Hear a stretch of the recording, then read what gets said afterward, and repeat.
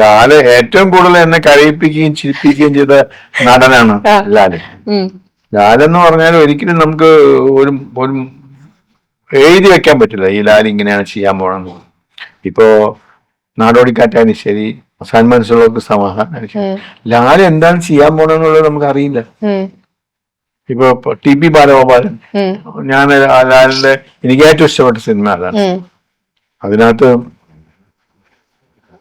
ലാൽ എന്നെ കരയിപ്പിച്ചിട്ടുണ്ട്.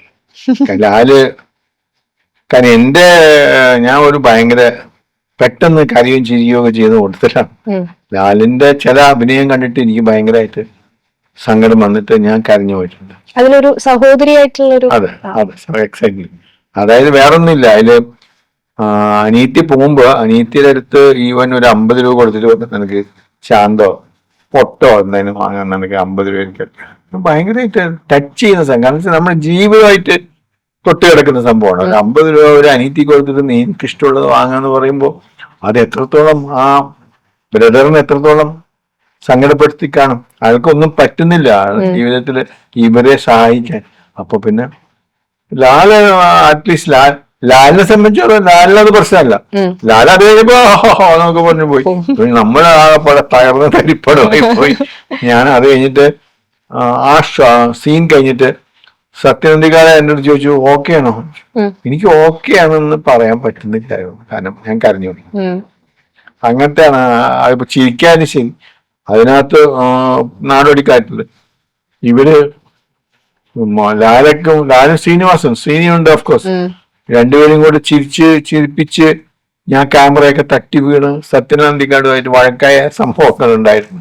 കാരണം ഒരു ഷോട്ട് എടുത്തുകൊണ്ടിരിക്കുമ്പോ ഞാൻ ചിരിച്ചു, ക്യാമറ തട്ടിപ്പോയി എന്നൊക്കെ പറഞ്ഞാല് ആ ഷോട്ട് റിപ്പീറ്റ് ചെയ്യാൻ പറ്റില്ലല്ലോ. അപ്പൊ സത്യം ദേഷ്യം വരും എന്നുള്ളത് നാച്ചുറലി. പക്ഷെ നമ്മള് അതിൻ്റെതായ കൂടെ പോയിട്ടുള്ള ചിരി വരുന്നത് അല്ലാതെ വെച്ചിട്ടൊന്നുമില്ല.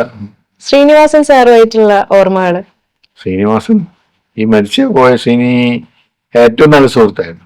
പക്ഷെ എനിക്ക് ആ മരണത്തിന് എനിക്ക് ഉൾക്കൊള്ളാൻ പറ്റിയില്ല എന്നുള്ളത് വളരെ സത്യമാണ്. ശ്രീനിയായിട്ട് ഓരോ തിരക്കഥകൾ ഉണ്ടാക്കുമ്പോൾ ഞാനും സത്യനും ശ്രീനിയും കൂടെ ഒരുമിച്ചിരുന്ന് ഞാൻ കൂടെ ഇരിക്കും. എനിക്ക് പ്രത്യേകിച്ച് കഴിവുണ്ടായിട്ടൊന്നുമല്ല, എങ്കിലും ഞാൻ എന്തെങ്കിലുമൊക്കെ അഭിപ്രായം പറയും. അത് ചിലപ്പോൾ നല്ലതും ചീത്തയും പറയും. ശ്രീനി പക്ഷെ ശ്രീനിയുടെ ഒരു കാഴ്ചപ്പാട് ഭയങ്കര ഡിഫറെന്റ് ആയിരുന്നു. ശ്രീനിയുടെ അടുത്ത് ഒരു സീൻ പറഞ്ഞാല് ആ സീൻ ശ്രീനി എഴുതുന്നതും സാധാരണ ഒരു തിരക്കഥ എഴുതുന്നതും വളരെ വ്യത്യാസമുണ്ട്. ഞാൻ ഒരിപ്പോ സന്ദേശമായാലും ശരി, ഒരുപാട് സിനിമ ശ്രീനിയുടെ ഒരു എഴുത്ത് എന്ന് പറഞ്ഞാൽ എനിക്ക് ഭയങ്കര ഇഷ്ടമുള്ള എഴുത്താണ്. ഒരിക്കലും അയാള് വിട്ടുപോയി എന്ന് ആലോചിക്കാൻ പോലും എനിക്ക് പറ്റില്ല.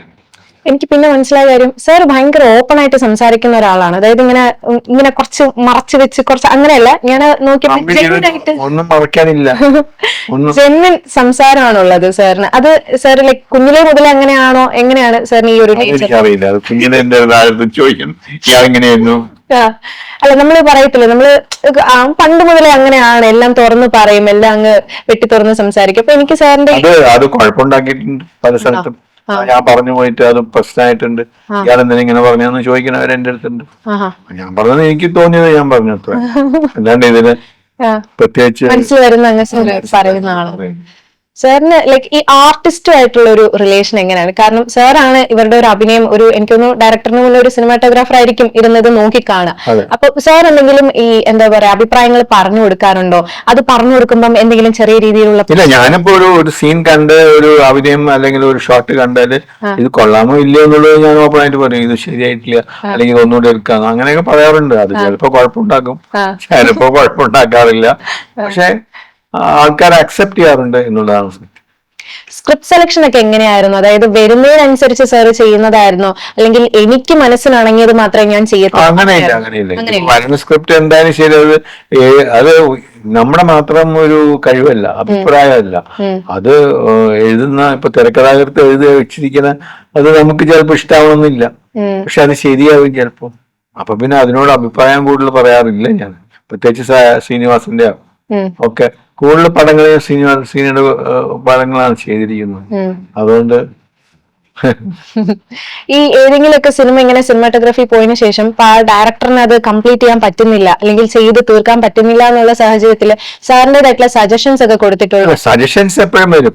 ഇത് അങ്ങനെ ചെയ്യായിരുന്നു, അല്ലെങ്കിൽ അയാൾ ഇങ്ങനെ പോവായിരുന്നു, ക്യാമറ ഇവിടെ, അതൊക്കെ പറയാറുണ്ട്. അത് എനിക്കുള്ള ഒരു എന്താ പറയാ സ്വാതന്ത്ര്യം അനുസരിച്ചിരിക്കും. ചിലവർക്ക് ഇഷ്ടാവില്ല, ചില ഡയറക്ടർമാർക്ക് എന്ത് ചെയ്യാമെന്ന് നിങ്ങൾ പറഞ്ഞാന്ന് ചോദിച്ചിട്ടുണ്ട്. അതല്ല, അങ്ങനെയല്ല. അപ്പൊ ചിലവർക്ക് അഭിപ്രായ വ്യത്യാസം ഉണ്ടാവും. അത് അഭിപ്രായ വ്യത്യാസമാണെങ്കിൽ അത് അക്സെപ്റ്റ് ചെയ്യാന്നുള്ള കവിഞ്ഞ് വേറൊന്നുമില്ല. കാരണം നമ്മുടെ അല്ല എപ്പോഴും നമ്പർ 1 എന്ന് പറയുന്നത് ഡയറക്ടറാണ്. അത് മാറ്റമൊന്നുമില്ല. നമ്പർ 2 ഒക്കെ ക്യാമറമാനാണ്. നമ്പർ 1 ഡയറക്ടർ തന്നെയാണ്. അയാളുടെ അഭിപ്രായമാണ് എപ്പോഴും നല്ലത്. സാറിന്റെ അതേ കാലഘട്ടത്തിൽ ഒപ്പം ഉണ്ടായിരുന്ന സിനിമാറ്റോഗ്രാഫേഴ്സ് ആയിട്ട് സാർ നല്ല ബോണ്ട് ഷെയർ ചെയ്യുന്ന, ഒരു ഫ്രണ്ട്ഷിപ്പ് ഷെയർ ചെയ്യുന്ന ആൾക്കാരൊക്കെയാണ്? ഞാൻ എസ് കുമാറായാലും ശരി, ഇപ്പൊ നമ്മുടെ അളകപ്പനായാലും ശരി, അവരൊക്കെ ആയിട്ട് നന്നായിട്ട് തന്നെയാണ്. പിന്നെ ഇങ്ങനെ ഈ സിനിമാറ്റോഗ്രാഫേഴ്സ് ഒക്കെ ഒരാളെ കാണത്തുള്ളൂ, അത് ഒത്തിരി പേര് ഇങ്ങനെ ഒരുമിച്ചൊക്കെ വർക്ക് ചെയ്യാറ്? ഞങ്ങളുടെ അസോസിയേഷൻ ഉണ്ടല്ലോ, അതിനകത്ത് പോകുമ്പോ കാണാറുണ്ട്. ഒരുമിച്ച് വർക്ക് ചെയ്യല് കുറവായിരിക്കും. പിന്നെ ഒന്നിൽ കൂടുതൽ ക്യാമറ ഉണ്ടെങ്കിൽ ഞങ്ങള് വർക്ക് ചെയ്യാറുണ്ട്. അങ്ങനെ അഴകപ്പൻ സാറിനെ ഇന്റർവ്യൂ ചെയ്തിട്ടുണ്ട്. അപ്പൊ ഈ സെയിം അഭിപ്രായം തന്നെയാണ് അഴകപ്പൻ സാറും ലാലേട്ടനെ കുറിച്ചിട്ട് പറയുന്നത്. അതായത് എന്താണ് ഈ കാണിക്കുന്നതിന്, നമ്മളാണല്ലോ ഇതിന്റെ പിറകിലിരിക്കുന്നത് എന്നുള്ള രീതിയിൽ അഴകപ്പൻ സാർ ഭയങ്കരമായിട്ട് ലാലേട്ടനെ വർണ്ണിച്ച് പറയുന്നത് ഞാൻ കേട്ട് നിന്നിട്ടുണ്ട്. ഇപ്പൊ ഞാൻ സാർ എന്താണ് ചെയ്യാൻ പോകുന്നത് ആർക്കും അറിയില്ല. എക്സാക്ട്ലി ഈ ഡയലോഗ് തന്നെയാണ് പറഞ്ഞിട്ടുള്ളത്. അതായത് ഇപ്പൊ ഒരു സീൻ കൊടുത്താല് ഈ ലാല ഈ സീൻ ഇങ്ങനെ വായിച്ചു നോക്കിയിട്ട് അത് അങ്ങോട്ട് കൊടുക്കും. അതേമാതിരി തന്നെയാണ് ഒടുവിലുണ്ണികൃഷ്ണൻ, അങ്ങനെയുള്ള ശങ്കരാടിയാലും ശരി. ഒടുവിലേട്ടൻ എന്നൊക്കെ പറഞ്ഞാല് ഒടുവിൽ ഇങ്ങനെ ഇത് വായിച്ചിട്ട് ഇത് ഇത്ര ഊഹല്ലാതെ വയ്ക്കും പുള്ളി. പക്ഷേ പെർഫോമൻസ് വരുമ്പോ ഭയങ്കരമായിട്ട് മാറും. ലാലു അത് തന്നെയാണ്. ലാല് പെർഫോം ചെയ്യുന്ന അല്ലെങ്കിൽ ആ സീൻ മാതിരി അല്ല ലാല് പെർഫോം ചെയ്യും. ലാലെന്നെ ഒരു അത്ഭുത പ്രതിഭാസമാണ്. ഇപ്പൊ മമ്മൂട്ടിക്കും കഴിവുണ്ട്, കഴിവില്ല എന്ന് ഞാൻ പറയില്ല, കഴിവുണ്ട് തീർച്ചയായിട്ടും. എനിക്കൊന്ന് ലാലേട്ടന്റെ മൂവി സർവകലാശാല, അതില് ലാലേട്ടൻ എന്നാണ് ക്യാരക്ടറിന്റെ പേര് വരുന്നത്. ആ ഒരു പടത്തിന് ശേഷമാണ് ഈ ഒരു പേര് പുള്ളിക്കാരന് വരുന്നത് തന്നെ. അപ്പൊ അന്ന് ലാലേട്ട മാപ്പ് എഴുതിയിട്ട് ഒരു പോസ്റ്റർ തന്നെ ഉണ്ടായില്ല, എല്ലാരും കൂടെ. ലാൽ എന്ന് പറഞ്ഞ ക്യാരക്ടറിന്റെ അടുത്ത് എന്തോ പ്രശ്നമായ അവസാനം അത് കോളേജിൽ നിന്ന് അയാളെ കളയോ അങ്ങനെ എന്തൊക്കെ ചെയ്യുന്നു, എനിക്ക് ഓർമ്മയില്ല. സർവകലാശാല അടുത്ത് വേണുനാഗവള്ളിയായിരുന്നു, പാലക്കാട് ഷൂട്ട് ചെയ്ത പടം. അതിലവസാനം ലാലേട്ടന്റെ മാപ്പ് പറയണത് എഴുതി വെച്ചിരിക്കുകയാണ്, ലാലേട്ട മാപ്പ്. ഇത് വലിയൊരു ഒരു ബാനറാണ് തിരിച്ചത്.